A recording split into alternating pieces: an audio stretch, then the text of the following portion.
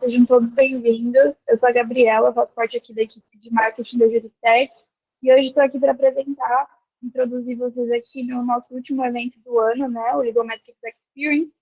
E neste mês nós trouxemos aqui a ilustre presença do Adriano, do Fernando e do Auricélio Júnior, né, da Barros Martins Advogados, para falar um pouquinho sobre circularização de cartas e auditoria de dados.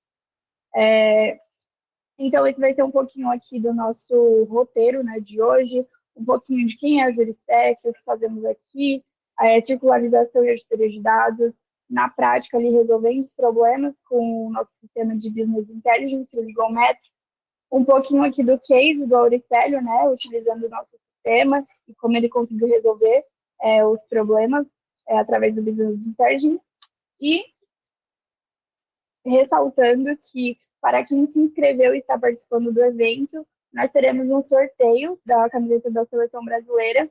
Então, para a gente poder fazer aqui esse sorteio funcionar, eu vou deixar aqui nos comentários, eu vou deixar um link para vocês conseguirem se inscrever, né? Preencher ali com as suas informações. E a partir dessas informações, deste formulário, que a gente vai fazer ali o sorteio. E assim que o evento acabar, a gente vai sortear e divulga nas nossas redes sociais o vencedor desse prêmio tão bacana, né? Então, a Juristec, ela é a primeira startup, né, ali de Legal Analytics, e nós somos especializados ali em transformar dados em informações, né, em resultados. Então, aqui nós somos compostos por advogados, cientistas de dados, matemáticos, designers, entre outras coisas. E aqui são os nossos, né, palestrantes de hoje. Hoje teremos aqui a presença do Auricélio Júnior, que ele é advogado, né, como eu já disse, da Barros Martins Advogados. Ele tem experiência aí há mais de 10 anos falando sobre análise de riscos, contingenciamento, provisionamento judicial. Temos a presença aqui do Adriano, que é o nosso diretor comercial aqui da Juristec, também com mais de 15 anos de experiência ali no mercado. E o Fernando Garcia, que é nosso cientista de dados também. Então, ele há mais de 10 anos com experiências em Legal Operations, Business Intelligence. Então, agora a gente vai aqui partir com a palavra com o Adriano e ele vai explicar um pouquinho mais sobre o evento aqui para vocês. Bom, obrigado, Gabi, pela introdução. Já trago aqui nesse início mais uma boa notícia, além da camiseta, né, do Brasil, aí, aproveitar o momento aí de Copa do Mundo. Nós temos outras, né, vantagens, outros benefícios aqui para todos os participantes no nosso Metrics Experience. Como a Gabi trouxe, né, o último desse ano, mas, né, fiquem já aqui cientes que ano que vem retornaremos aí às nossas agendas e divulgaremos aí os próximos eventos já para 2023. Então, também, né, todos aqui que tiverem a oportunidade de até o final aí nos prestigiarem, nós concederemos aqui, né, você vai ter a possibilidade de receber um gráfico, um relatório, um dashboard, um template, uma análise de dados, né, bem detalhada, de acordo com a sua realidade. Então, né, para isso, a gente vai também aqui prosseguir com a formalização, nós vamos entrar em contato por e-mail, né, para que você possa receber esse dashboard gratuito, e além da camisa, do sorteio, do dashboard, que todos aqui que, né, participaram também têm a oportunidade de receber, nós estamos oferecendo uma consultoria gratuita em cima, né, da análise de dados, em cima desse dashboard personalizado. A gente também tem uma consultoria de ciência de dados e jurídica, né, para, né, a leitura, para a apresentação desse dashboard. Então, um recado aqui, fiquem, né, até o final, nós passaremos aqui, né, alguns passos aí, algumas informações importantes, mas eu acho que vocês certamente irão aproveitar muito também essa condição aí do nosso Metrics Experience. Próximo aí, Gabi. Faça, né, então o recado aqui é faça como alguns de nossos clientes, algumas empresas, alguns escritórios de advocacia, que utilizam o nosso Business Intelligence jurídico, o Legal Metrics. Ao longo aqui também da apresentação, além do Auricélio trazer, né, esse contexto de auditoria, de carta de circularização, consegui. O Fernando, que trabalha aqui, né, conosco, vai trazer na prática como, né, a nossa plataforma de Business Intelligence também consegue, né, agregar, trazer um entendimento, né, gráfico, um dashboard ali de indicadores em relação a essa auditoria, a essa circularização, já aproveitando para, então, né, passar aí o bastão para o Auricélio, e aí já, né, trazendo aqui novamente um perfil mais detalhado aí da expertise do próprio Auricélio e do Barros Martins, e fique à vontade aí, então, Auricélio, em falar um pouco mais aí da sua expertise, e aproveitando aí já para iniciar a sua contribuição, que certamente será de grande valia. E Adriano, bom dia a todos. Queria agradecer aí a oportunidade mais uma vez de estar aqui compartilhando um pouquinho dessa experiência, né, que a gente adquiriu ao longo desse tempo, tratando de auditoria de dados jurídicos, né? Esse trava-língua aí, que é a circularização de dados, é uma realidade que todos que trabalham, né, na consultoria jurídica dos escritórios vão lidar, e alguns departamentos jurídicos também vão lidar até o começo do próximo ano, que é quando chegam as famosas cartas de circularização, que causam algum pânico em algumas pessoas em saber como informar, né? Como eu vou informar aqueles riscos que são solicitados. Então, aqui a gente quer passar um pouco essa perspectiva do escritório como parceiro, tanto da administração, né, da companhia que está passando pela auditoria, quanto do lado do auditor, que colhe aquelas informações e muitas vezes também precisa de um tratamento melhor. Então, assim, antes de falar de circularização de dados, a gente precisa falar de auditoria de dados jurídicos, né? Por quê? Porque não há circularização, não há resposta, não há carta, não há nenhum tipo de informação que você possa passar para a auditoria se você não tiver os seus dados, né, a auditoria dos seus dados bem feita. Então, assim, compartilhando um pouco a lógica da auditoria, nós temos três pessoas que participam dessa auditoria, né? Nós temos uma que muitas vezes é feita por um dos que chamam de Big Four, né? Deloitte, PwC, Ernst Young. Então, essas empresas, elas são responsáveis pela auditoria de uma empresa, né, de uma empresa que está sendo auditada.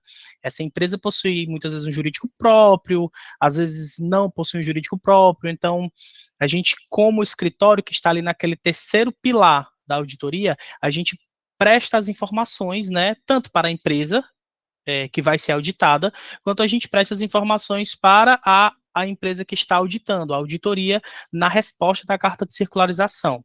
Então, assim, trazendo um pouco essa perspectiva, quando é que nasce essa auditoria, né? E aí nós temos normas bem nebulosas em relação ao tema. A gente tem uma norma, né, brasileira de contabilidade técnica, que é a NBC T 1115, que ela trata de contingências, né? O que são contingências?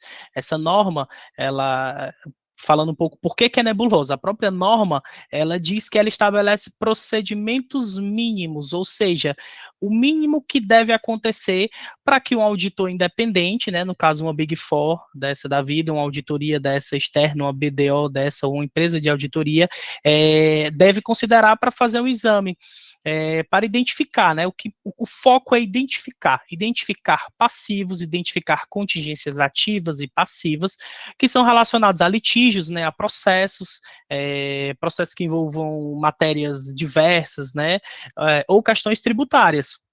Então, assim, essa norma, ela traz elementos mínimos para que se faça uma contingência, uma identificação de passivos, de contingências ativas ou de contingências passivas. Para isso, ela traz 4 elementos que precisam ser observados pelo auditor. Aqui estamos falando da perspectiva do auditor que vai auditar a empresa. Ela traz elementos para que o auditor possa identificar, né? Vamos identificar um risco, né? Como identificar? Qual é o elemento que eu vou utilizar para identificar que há um risco que possa gerar uma contingência passiva ou identificar que há uma contingência ativa, uma possibilidade de uma contingência ativa, né? Como eu vou identificar isso? Além de identificar, como é que eu vou avaliar? Como é que eu vou avaliar esse risco, né? E contabilizar, avaliar e contabilizar esse risco, transformar esse risco em número, em quantidade, em moeda, né?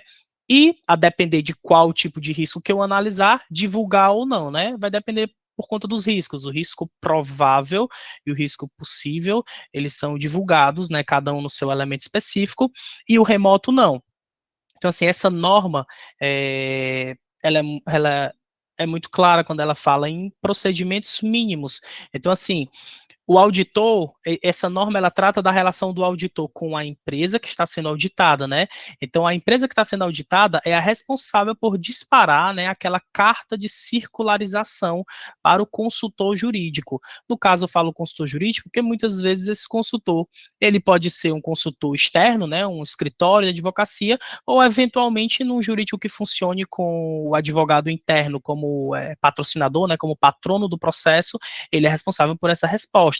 Então, disparada essa carta, os consultores jurídicos que são encarregados do processo, ele precisa responder, né, evidenciar, ele precisa dar evidência do julgamento que ele está fazendo daquele risco, certo? Então, assim, nessa lógica de 3 partes, nós temos a norma que determina que a auditoria, em contato com a empresa auditada, dispara essa carta, né, para o consultor jurídico, ou o escritório, ou o jurídico interno que eventualmente patrocine algum processo. Então, o que é essa circularização? O que é essa resposta, né?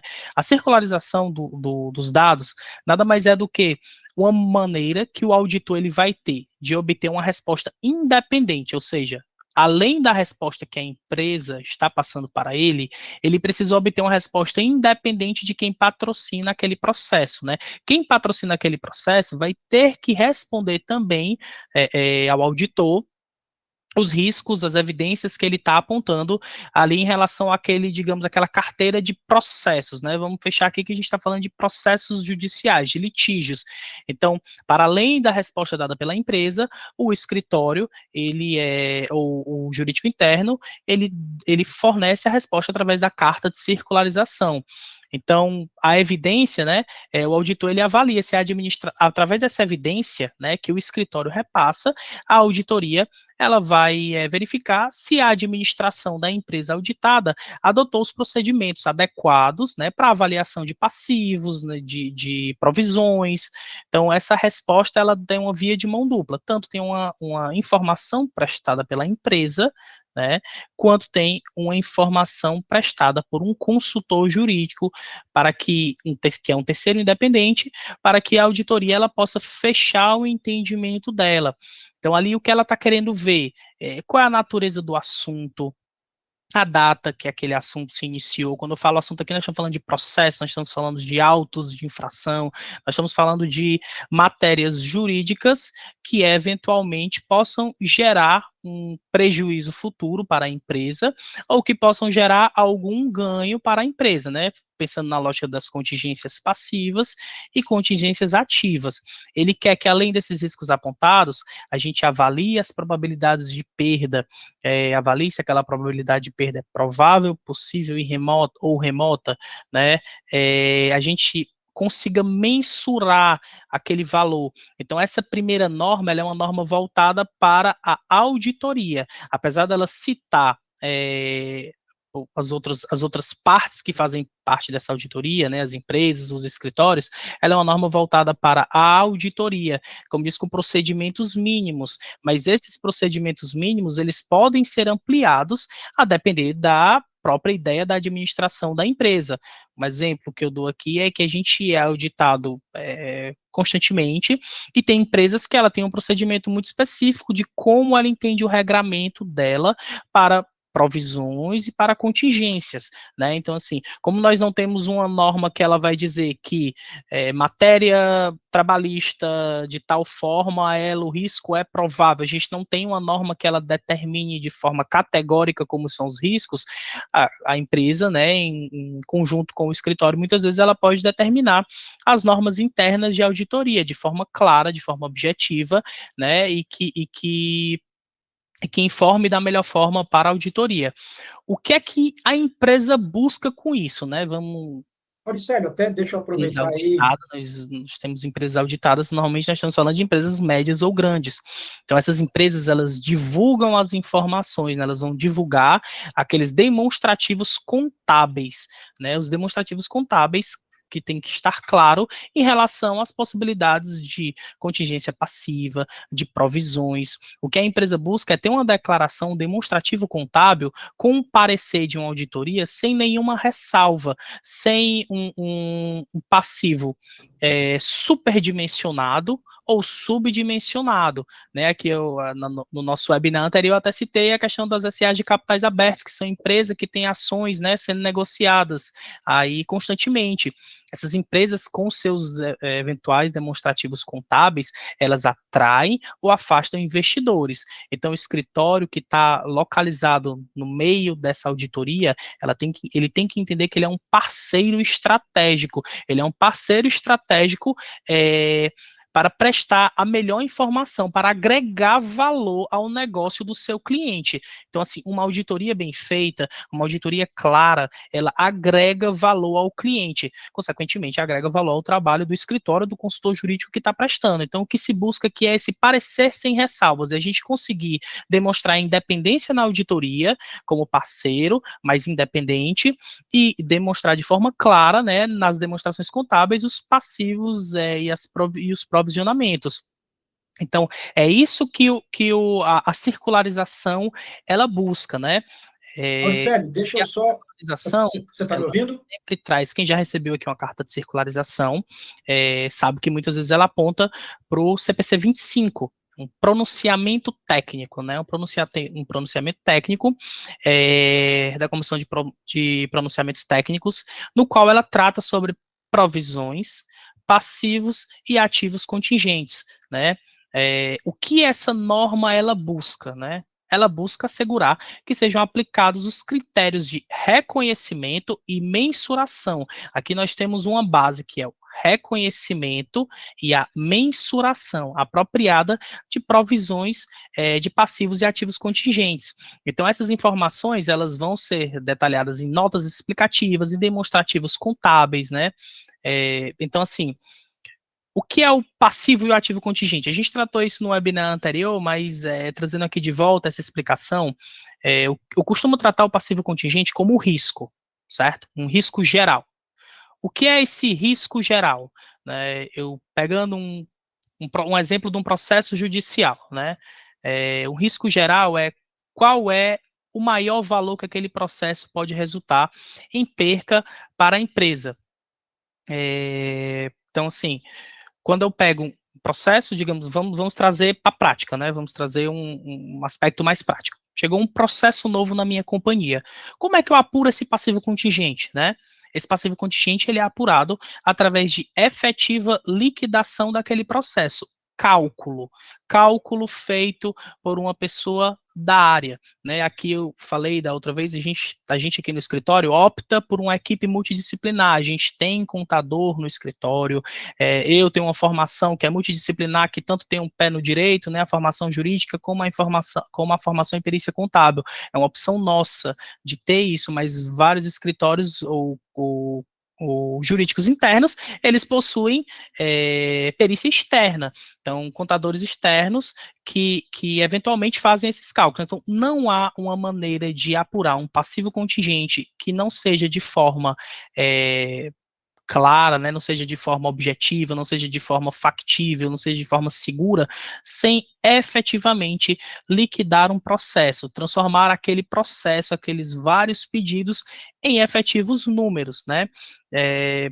Eventualmente, se alguém tiver alguma pergunta, eu acho que essa matéria é muito de troca, a gente troca de prática de provisão, de contingência. Se alguém tiver uma pergunta, pode falar aí no chat que a gente tenta responder.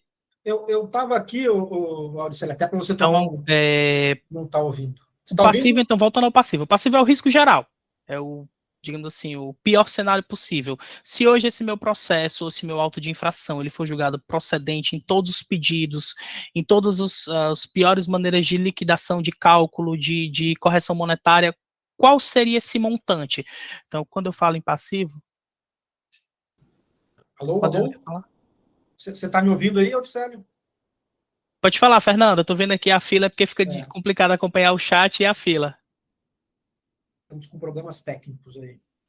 Eu acho que o Auricélio não tá escutando a gente aqui, mas tá sendo ótimo o que ele tá falando Não, agora eu não com tô ouvindo propriedade. vocês, não. Deixa eu tentar É. aqui. Imaginei aqui que tem alguma falha técnica. Vamos corrigir Pronto, aqui. consegui ouvir vocês aqui. É porque Tá ouvindo? o fone Ah, o perfeito, fone perfeito. Ô, está no outro Auricélio, canto. estava aqui tentando, né, deixar você tomar um fôlego aí. Mas eu tava aqui trazer... de olho no chat, aqui esperando vocês falarem alguma É. coisa, mas beleza. Então tá bom. Olha, só para trazer também aí, né, nessa questão específica, né, padrão contábil, se o pessoal aqui no nosso chat aqui, os participantes, quiserem ter, né, trazer um pouquinho mais à luz, né, a questão do conceito, né, de normas, de padrão, foi como você falou, os critérios podem ser ali, né, um pouco mais abrangentes, cada escritório, cada empresa, né, demandar algum tipo de informação nessa auditoria, principalmente em relação a provisionamento, contingência, mas, né, só uma inserção aqui, que se o pessoal quiser entrar um pouquinho mais no detalhe, né, nesse atendimento aí para com as empresas, você pode ter informações ali, né, do CPC 22, como o Auricélio aqui já trouxe também, CPC 25, 22 ali, né, padrão contábil, CPC 25, trata especificamente de contingência e provisionamento. Você pode ter também, em algum atendimento, né, empresarial, a questão da IAS 37, aí são padrões internacionais, né, de contabilidade, e, por fim, trazer aqui também, né, uma outra fonte de IFRS, né, IFRS, se não me engano, 9, que corresponde ali a IAS 37. Então, padrões internacionais e padrão aqui, norma, né, brasileira. Era só para você tomar essa água inclusive o CPC 25, a base dele, né, o IAS 37, ele tem muito da base do IAS 37. Vocês estavam falando aí, o meu fone estava saindo pelo outro áudio aqui, mas... Não, era essa inserção aí. Vai lá. Então assim, o Fernando queria falar, né? Não, só termina essa parte aí eu já vou compartilhar aqui com os colegas aqui os dashboards que a gente tem, né, para meio que ajudar nesse aspecto aí, né? Sim. Então, assim, terminando esse slide, a gente já compartilha aqui a tela aqui com o pessoal. Pronto, perfeito. Então, assim, passando para a lógica da provisão, né? A provisão, ela já é um passivo, ela é uma expectativa de um passivo, que ela tem um prazo ou um valor que são incertos, né? Em um primeiro momento, eles são incertos. Então, o provisionamento, ele tem esse aspecto de passivo, na lógica de você ter um prejuízo, uma possibilidade de prejuízo financeiro, mas ele tem dois elementos de incerteza, que tanto é o valor quanto é o prazo. Então, o que o pronunciamento técnico, o CPC busca, né, o que as cartas de circularização elas buscam, são esses passivos contingentes e essas provisões, né, que são esses passivos de prazo ou de valor incerto. Aqui nessa lógica, Fernando, já que você vai mostrar, a gente trazendo essa questão do BI. O que é que o BI me ajuda muito, já trazendo essa parte prática, o que é que a ferramenta de BI ela me ajuda muito nessa auditoria, né? Até compartilhei isso com você em outro momento. A ferramenta de BI, ela me ajuda muito, e aqui é muito clara, o Legalmetrics, né? Quando ele acessa a minha base de dados com os elementos que as auditorias pedem, a gente claramente já tem ali visivelmente eventuais inconsistências que eu possa sanar, eventuais informações que não estão tratadas dentro do meu banco de dados. Então ele surge como uma maneira de eu verificar o meu banco de dados de forma muito mais clara para corrigir a eventualidade, para além dos crescimentos e diminuições de eventuais passivos contingentes e provisionamento. Então essa ferramenta, ela traz uma luz para aquele banco de dados que ele precisa ser tratado. A circularização, ela é uma resposta de uma auditoria que ela precisa ser feita prévia, né? E aí exatamente esses dashboards que o Fernando vai mostrar aí. Auricélio, o objetivo, né, do Business Intelligence é evidenciar, né, um dado para você ter uma tomada de decisão, né? Mas basicamente também, né, nesse aspecto que a gente está falando propriamente da carta de circularização, e eu já participei de vários eventos isso com o escritório, né? A gente tem sempre, né, quando esse dado não está sendo bem tratado, não está sendo bem gerenciado, Tem o corre-corre, que é você ter que responder a carta no prazo, né? É uma exigência, e a gente sabe que se você não responde isso no prazo, obviamente você vai ter um grande problema com o seu cliente. Então não dá para você deixar essa tarefa para o momento que está surgindo agora, como você diz, né? No começo do ano, né? Então, faça, né, o seu dever de casa antes, né, se prepare para esse momento e avalie já, desde agora, como que está esse dado que você vai ter que repassar para essa carta de escolarização para atender essa exigência que as auditorias independentes trabalham com o seu cliente, tá? Então, assim, se a gente vê em questões de responsabilidade dos escritórios em responder mal essa carta também, acho que é até pior do que não responder, né?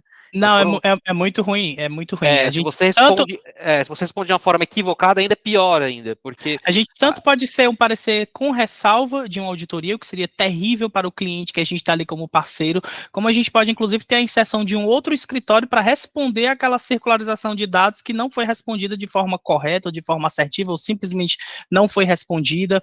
Então, assim, deixar por um último momento elaborar essa resposta é sempre complicado. Então, até por esse objetivo, né, quando a gente trabalha aqui com dados de análise de risco, né, então acho que tem duas maneiras aí da gente trabalhar em relação à gestão de dados. Primeiro, você pode ter as análises de risco já bem feitas para que você responda esse tipo de questionamento sobre o risco que você está gerenciando ali no seu escritório para aquele cliente. Então, você tem uma parcela, ou você tem a carteira editorial desse cliente, você gerencia esse risco para ele, né?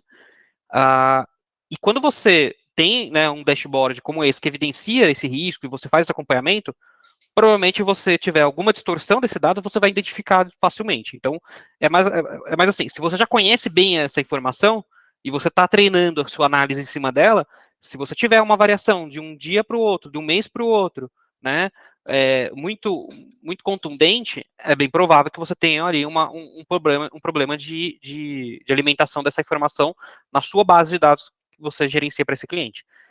E ainda tem uma outra forma, né? Isso é uma forma menos expressa, né? É uma forma mais de análise, né? Então depende muito um pouco mais da sua análise. Mas existe uma forma mais expressa de você usar o Ligometrics para você acompanhar um KPI, né? Que é um KPI exclusivo para você ver como que está o preenchimento de informações da sua base, tá? E às vezes a gente está falando muito de dados financeiros, mas nem sempre só o dado financeiro é exigido para isso, né? Para você fazer uma composição de risco, você tem o dado financeiro, o dado de risco, né? Mas você tem os outros dados que compõem a sua base para que a pessoa tenha um embasamento de análise com outras informações, né? Então, por matéria, por natureza, por ação, né?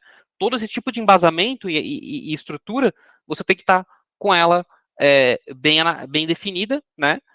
E aí, eu acho que o primeiro passo, antes de você pensar, vou fazer um saneamento dos dados, vou fazer um mutirão no escritório para arrumar informação, toda vez que a gente vai fazer um projeto, primeiro a gente mensura o quanto tempo que a gente vai gastar com isso, e para mensurar quanto tempo a gente vai gastar com isso, a gente tem que fazer o quê? Um diagnóstico desses dados. Então, o Metrics, ele tem esse objetivo de diagnosticar o seu dado para ver se ele está bem preenchido ou se está mal preenchido. E tudo aqui que você tem, né, é super customizado, né? Então a gente tem aqui, né, preenchimento sobre risco, sobre tipo de resultado, sobre resultados. Aqui a gente tem um preenchimento sobre data, um cross-check, né?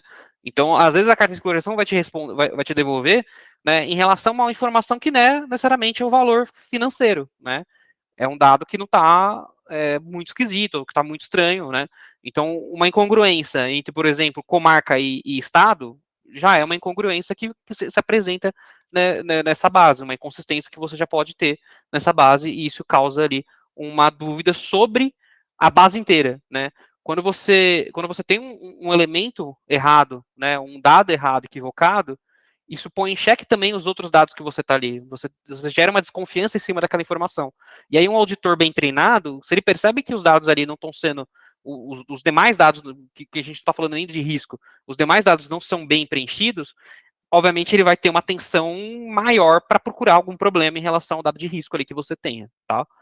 Então, aqui a gente tem... né, o Fernando, afetando principalmente ali o que o Araceli nos trouxe. Quando você fala, né, de passivo, né, provisionamento, contingência, que é, né, o legal finance, né, que são as informações financeiras ali dos litígios, né, do contencioso, enfim, se você não tem essa auditoria, né, se você não está ciente ali do que de fato é é o risco provável, né, de perda, é o risco possível de perda, que você, inclusive, tem que mencionar, né, em notas explicativas ou no próprio balanço. O remoto, você até, né, nem precisa trabalhar nesse tipo de análise, conforme esses padrões contábeis. Aí você percebe a importância, de fato, de você, né, ter essa questão aí dos prognósticos, enfim, né, das contingências, das provisões, como a gente diz, né, na ponta do lápis ou na ponta do indicador. Pode complementar. Aqui, Fernando, é só um detalhe específico dentro do que você falou, né, que essa questão do projeto, que às vezes acontece de cartas serem respondidas de forma, assim, atropelada, sem uma prática realmente de banco de dados, de auditoria constante feita. É muito importante os departamentos jurídicos que terceirizam processos para escritórios. Deixa eu dar uma travadinha. Auricélio? Acho que travou por lá. Vamos esperar só um minutinho, talvez ele volte. Trazendo aí, né, enquanto ele tenta retomar lá, trazendo aqui, então, né, para a nossa audiência e para os participantes, justamente essa, né, importância dessa questão desse foco, né, nas contingências. Identifiquei aqui que eu acho que só eu tenho um problema com falar circularização nesse trava-língua, porque também, né, a título de curiosidade, e até eu, de repente, aqui para facilitar a minha abordagem aí, nós podemos tratar também como confirmação externa, né, como confirmação de auditoria. Então, também existe uma outra nomenclatura ali para quem pode ter problemas ali nesse trava-língua, mas é importante aí trazer algumas curiosidades, alguns conceitos aí pertinentes ao passivo contencioso, o passivo processual. E, Fernando, eu acho até que, né, nesse dashboard aí,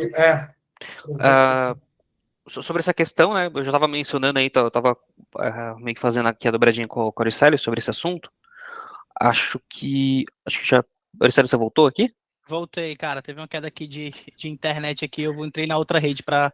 Tranquilo, o Adriano deu Adriano fez uns comentários aqui, deu continuidade, mas você pode voltar aí. Então, assim, é importante, quem aqui atua em departamentos jurídicos tem essa prática dessa revisitação dos relatórios. Obviamente que o escritório, que é parceiro estratégico, ele tem que ter essa prática independente de qualquer coisa, ele tem que sempre estar atualizando o seu banco de dados e revisando suas provisões e contingências de acordo com os andamentos processuais, isso é um fato, mas assim...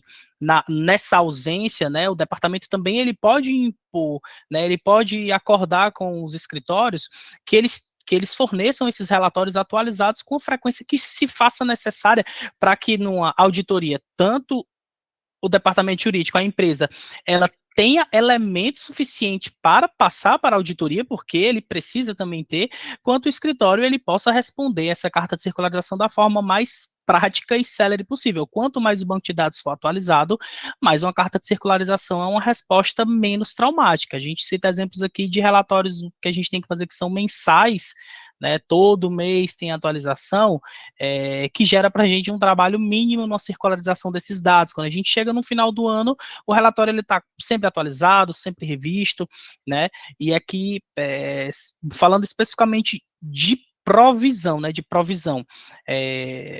a provisão, a mensuração a gente já tratei isso de forma breve, a mensuração, ela é feita, a norma ela é muito aberta, ela é feita na melhor estimativa. Por isso que eu digo, as normas aplicáveis, né, a nossa atividade aqui, elas são muito abrangentes e muito vagas.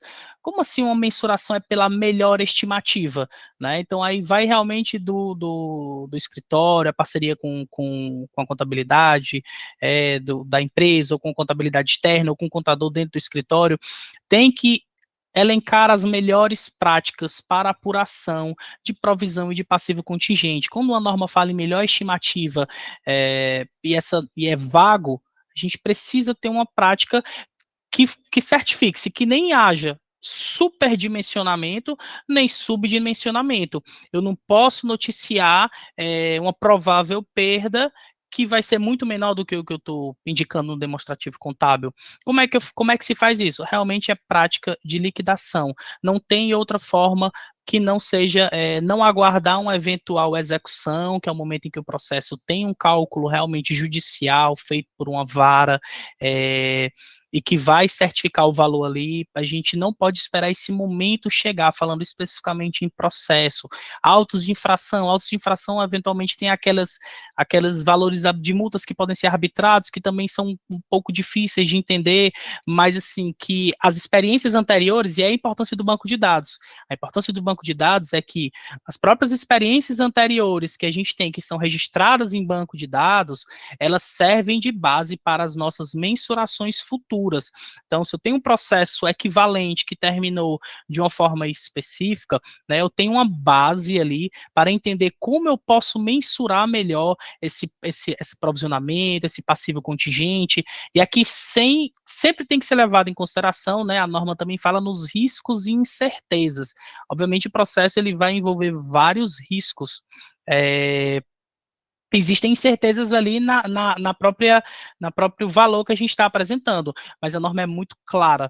A incerteza não é justificativa para a criação de provisões excessivas ou superavaliação deliberada de passivos. Eu não posso me basear nessa incerteza como uma justificativa para que isso vá de forma muito superior ao que está sendo indicado ou muito inferior, certo? Outro ponto específico que o pronunciamento técnico fala, que é sempre muito traumático para quem recebe, são as mudanças na provisão, certo? Aprovisionamento ele sempre pode mudar. O ideal é que o passivo contingente, né, apontado aquele risco máximo que um processo pode chegar, a gente tente deixar aquele valor o mais imutável possível, mas a provisão ela tem que ser alterada de acordo com o processo, né? Deve ser reavaliada a cada ato processual que possa impactar no aumento ou diminuição do provisionamento daquele processo. Saiu sentença, tem que recalcular. Saiu acórdão, tem que recalcular. Saiu decisão de órgão julgador de auto de infração, tem que recalcular. Então, essa prática de recálculo, né, ela traz uma maior assertividade. Pode falar, Fernando. Tá no mudo aí, Fernando. Opa, desculpa. Queria fazer um comentário aqui. Eu estou mostrando na tela aí para vocês, né, uma parte que eu estou evidenciando aí a questão de encerramento, né, acompanhamento de encerramento, acompanhamento de baixas. Aqui para cima eu falei um pouco sobre fase processual, né. Uma das coisas que eu vi mais dificuldade em controlar e alterar em dados aí dos escritórios é fazer, né, esse fluxo de alimentação do sistema, né, porque às vezes você pode até fazer um cadastro legal, fazer ali, né, ter todas as informações inicialmente, mas depois a tendência é você, né, se você não tiver um fluxo definido de como atualizar essa informação, é você perder essa atualização. Então tem vários exemplos que a gente teve aqui de saneamentos que a gente já chegou a trabalhar um tempo atrás, né, hoje a gente não trabalha mais, mas que eram muitas questões de fase, mudança de fase. Então, às vezes, o processo lá no sistema está apresentando que ele está na fase de conhecimento, mas se você vai a fundo ali estudar ali o processo, você já vê que ele já está quase lá numa fase de execução, o final da fase recursal, não teve cálculo, não teve mudança, não teve variação de nada nesse período. E eu acho que esses problemas de mudança de fase e também problemas relacionados à baixa contábil do processo, então quando o processo ali já foi feito todos os pagamentos, mas isso não é lançado no sistema, então como se faz a baixa contábil dele? Ele está lá com provisão. Então, assim, o processo às vezes está lá, já faz 6, 7, 8 meses, né, que era para ter sido a baixa dele, e ele não foi baixado. Está constando naquela provisão ainda aquele processo. Sendo que a gente já tem valor pago, já tem valor liquidado, e ali o dado ali permanece inalterado dentro do sistema. Então, com o sistema de BI aí você consegue fazer o acompanhamento. Então, uma coisa que você pode reparar é, se você percebe que mensalmente, né, os seus encerramentos acontecem entre 25 a 40, é só um exemplo, né, de encerramentos mês, né, e você percebe que faz 6 meses que você está tendo encerramento abaixo disso, é bem provável, né, que você está tendo um encerramento ali, você não está fazendo encerramento da forma como devia, algum processo seu não está acontecendo, né. Então, o dado, né, ele evidencia isso para você, né? Então, pessoal, deixa eu só... tem aqui, ô Fernando, interrompendo rapidamente aqui já... Pode falar. 11h40, 15 minutos aí para o nosso final. Pessoal, fique à vontade aqui em trazer considerações, perguntas, né? A Iana aí trouxe uma questão aí, vamos falar de provisão em si, ou, né, do BIS de controle. Aí eu acho que dá para retornar, né, vocês entendendo aqui a situação de auditoria de dados, importantíssima, essa questão de controle de indicadores, eu acho que dá para retomar aí com o Auricélio. E aí, Auricélio, eu acho que temos que, né, segundo aí a Iana, trazer um pouco mais, então, né, dessa questão da provisão, como é que você trata isso, aí se quiser retomar aí a sua apresentação, fique à vontade. Mandem perguntas, pessoal, no chat, fique à vontade de abrir o microfone, estamos aqui para esclarecê-las. Ô, Gabriela, acho que se eu voltar só um adendo em relação ao que tu falou, Fernando, antes de voltar aqui à questão da provisão, essa questão é tão séria em relação ao provisionamento de valor já pago, porque tem que se entender nessa dinâmica do provisionamento que muitas vezes isso representa retenção de valor pela empresa para um pagamento de um passivo futuro. Então, assim, você está retendo dinheiro ou investimento, ou qualquer forma como a empresa trate a provisão, aquilo ali retém algum crédito, algum investimento, algum pagamento futuro, e você está continuando provisionando um valor que já foi pago, assim, não faz sentido. É por isso a necessidade de revisão em si, certo? Então, assim, voltando à questão da mudança de provisão, a mudança da provisão ela sempre tem que ser reavaliada, sempre tem que ser recalculada. Nessa lógica, a gente tem que ter elementos de suporte de soluções tecnológicas para realizar essa análise de risco de perda ou ganho. No caso aqui, considerando que perda provável é aquela que tem a maior probabilidade de fato de acontecer. Isso é muito óbvio quando você fala em provável, mas a própria norma contábil, ela dá exemplos claros disso. A gente está avaliando o risco, e a gente está vendo um processo que mesmo sem decisão, ele tem tendência jurisprudencial contrária àquele processo. Aquilo é um risco de provável perda, né? Uma tese que já foi apreciada de forma reiterada em tribunais superiores, aquilo é uma provável perda. Questões que envolvam matéria de direito, ou que tenha produção de prova precária, provas documentais que estão faltando, não tem prova testemunhal para que envolva essas questões, a gente tem provável perda. Então, não há que se falar em outro risco que não provável quando a gente tem esses elementos, né? O elemento possível é quando existe um risco, mas eles não são suficientemente claros. Eu não tenho clareza, eu não posso concluir se aquela decisão daquele magistrado ele pode ser favorável ou desfavorável à minha tese.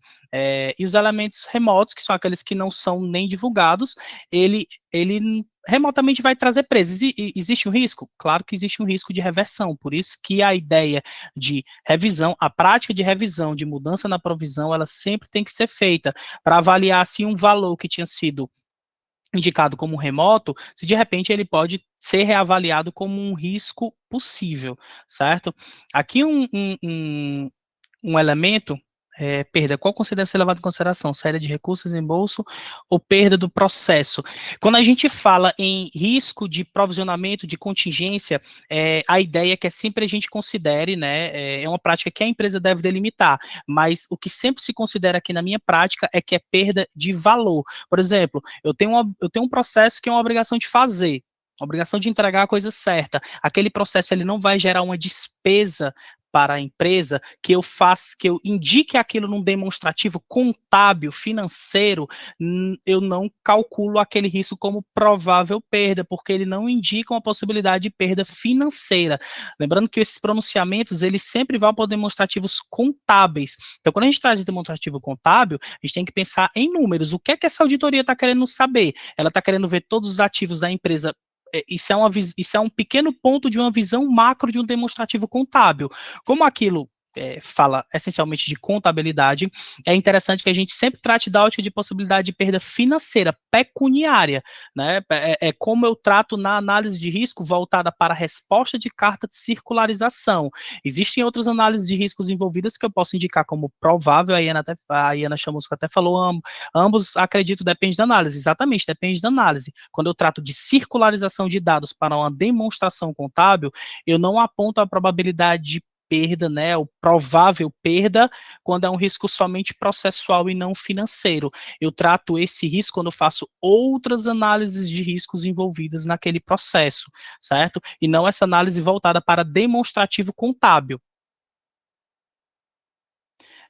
Então, essa questão da provisão, né, falando de provável, possível e remoto, a própria norma, como eu disse, ela indica, mas aí o que vai indicar realmente são as práticas, banco de dados bem alimentado, programa de jurimetria no qual você possa confiar na análise, chegou um processo novo, uma matéria nova, que é uma matéria que não adentrou ainda ao escritório, é uma matéria nova para o cliente, a gente tem que recorrer a ferramentas de jurimetria para entender como é a tendência daqueles tribunais, direito à desconexão, matérias que são mais atuais no direito, essas matérias que não tem decisões tão paradigmáticas para indicar qual é o valor de uma indenização que de repente que a empresa possa vir a pagar, essas matérias a gente precisa de ferramentas de jurimetria ou pesquisas jurisprudenciais robustas para indicar, né, o consultor jurídico ele tem que fazer uma pesquisa jurisprudencial, uma pesquisa de tendência de tribunal, uma pesquisa através da ferramenta de jurimetria para indicar o risco o risco factual que aquela empresa vem a correr, né? Não pode ser uma questão assim que a gente faça uma simples estimativa, né? Como eu disse, a ideia é que o passivo contingente, ou seja, aquele risco máximo que a empresa está sofrendo no eventual processo, ela seja inalterada. Pode alterar, eventualmente pode alterar, mas não é o desejável. O risco provável, né, a provisão, entendam provável como provisão, o provável sim, ele vai sofrer essas alterações, dependendo das decisões que vir, ou do risco que se apontar, ou dos elementos processuais que tiver.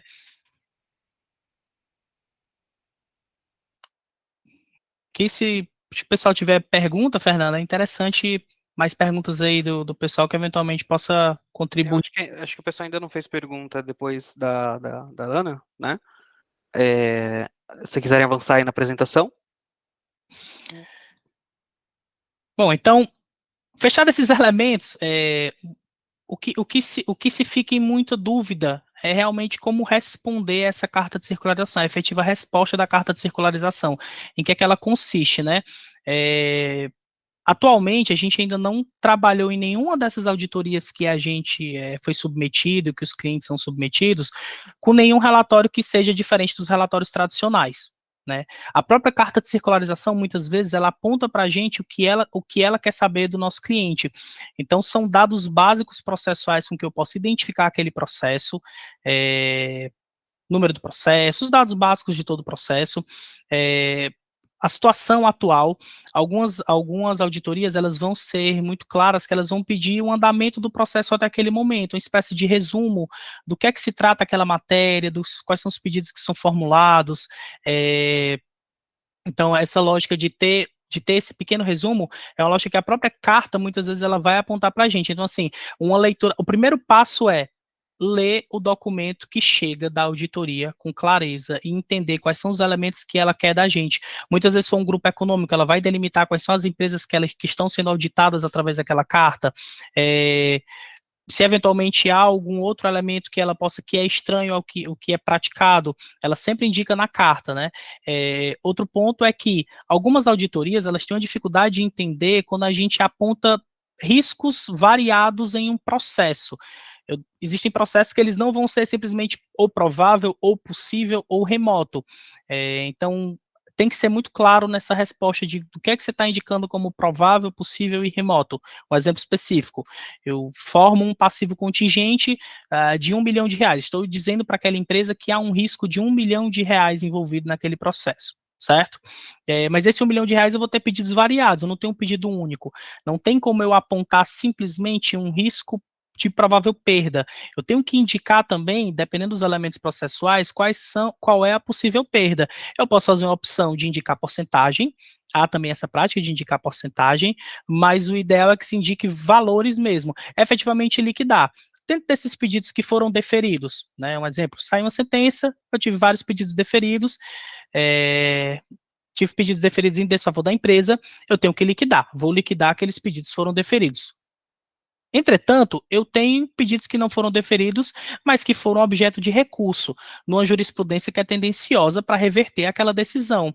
Eu posso apontar aquele risco como possível, efetivamente liquidar aquele valor, né, trazer para um contador, trazer para alguém que tem expertise em perícia contábil para calcular aquele valor. E eu não indicar simplesmente numa resposta, num relatório, que o passivo contingente é R$1 milhão e o provável perda é R$100 mil.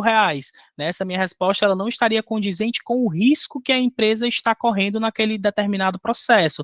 Então, muito cuidado nessas respostas que tendem a ser muito é provável, é possível, é remoto, porque existem muitas variáveis. O CPC ele abre essa possibilidade, né, o CPC 25 abre essa possibilidade da gente fazer essa análise de risco, não simplesmente com um dos riscos apontados. Então, é importante que em processos complexos, com muitos pedidos, com muitos riscos envolvidos, que esses valores de provável perda e de possível perda, eles fiquem claros e delimitados. Ainda assim, há uma tendência de algumas auditorias insistirem nessa lógica do provável / possível. Beleza, você me disse que é provável, tem possível e tem remoto, mas aqui, esse processo, ele é provável, né? Então, assim, tem que entender também a dinâmica da empresa que está auditando, se ela tem essa insistência por uma identificação única daquele risco. Temos uma pergunta aqui, Auricélio, da Renata Braz, com relação aos processos administrativos. Qual a sugestão? Renata, bom dia. Qual é a sugestão que eu dou, certo? A gente está até reavaliando essa análise de risco aqui no escritório diante das experiências, sempre voltado das experiências anteriores e no base de dados que a gente tem. Um exemplo específico, auto de infração, né, lavrado pelo Ministério do Trabalho. Esse risco, ele nasce provável, ele nasce uma provável perda.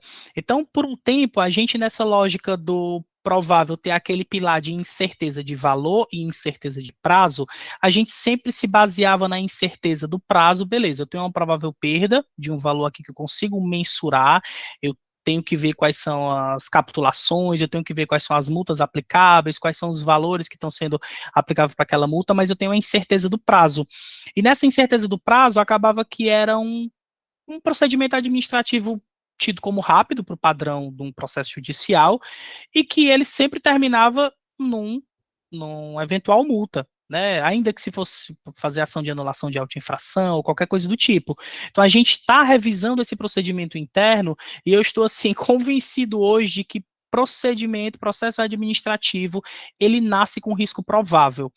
É muito complicado você ter o órgão fiscalizador e julgador atuando no mesmo local e você ter um êxito naquela sua eventual defesa. Então, assim, eu considero hoje como uma provável perda. No momento em que chegou um auto de infração, do exemplo trabalhista, eu já passo a considerar aquele risco provável, e aí entra um pouco em conflito o entendimento meu com o entendimento da administração do cliente, do jurídico do cliente, mas eu mantenho o posicionamento sempre de que aquele risco, agora ele passa a ser provável. Não faz sentido um auto de infração lavrado hoje ser pago daqui a um ano, praticamente no mesmo exercício fiscal, no mesmo exercício financeiro, e eu apontar aquele risco como possível. Então, hoje eu aponto como provável esse risco. Frederico falou aqui, já vi advogados que utilizam como critério que em todo processo a condenação é provável, ao invés de considerar pedido por pedido para avaliar a perda como geral provável possível. A referência das reclamações trabalhistas que detêm diversos pedidos. Qual a avaliação mais coerente? Eu sempre vou ter, essa análise eu acho uma análise muito conservadora.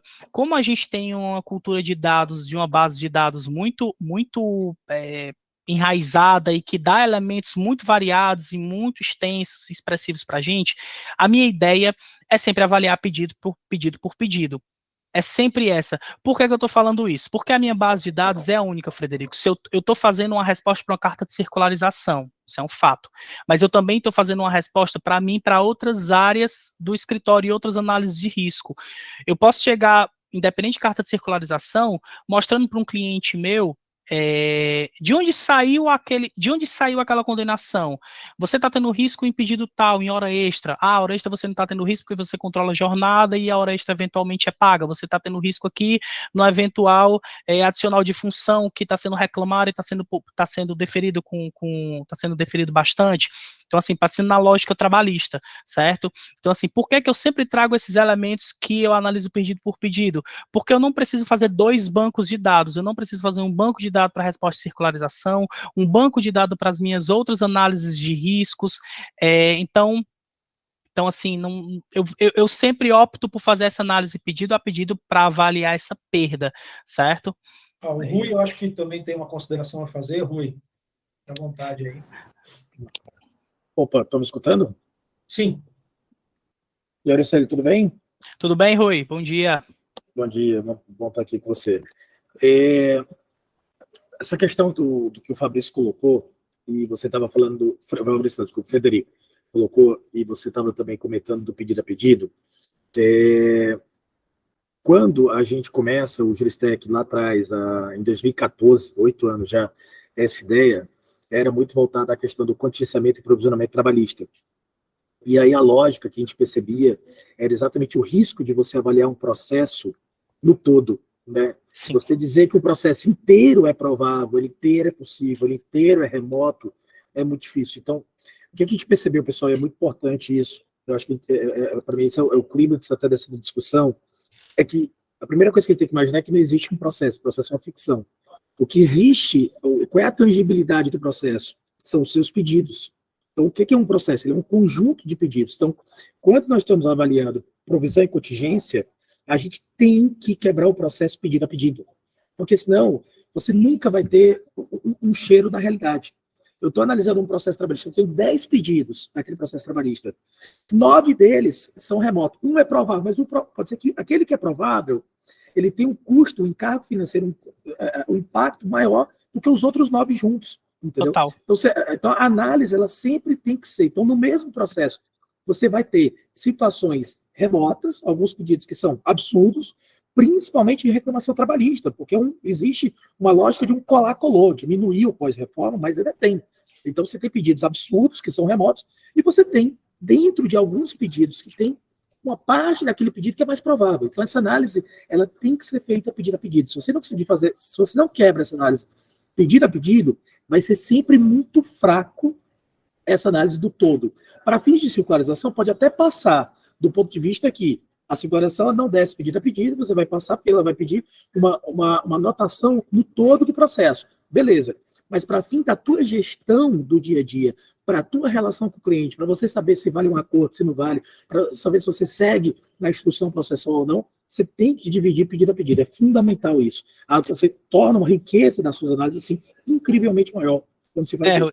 É exatamente isso, eu gostei dessa tua palavra aí, da ficção.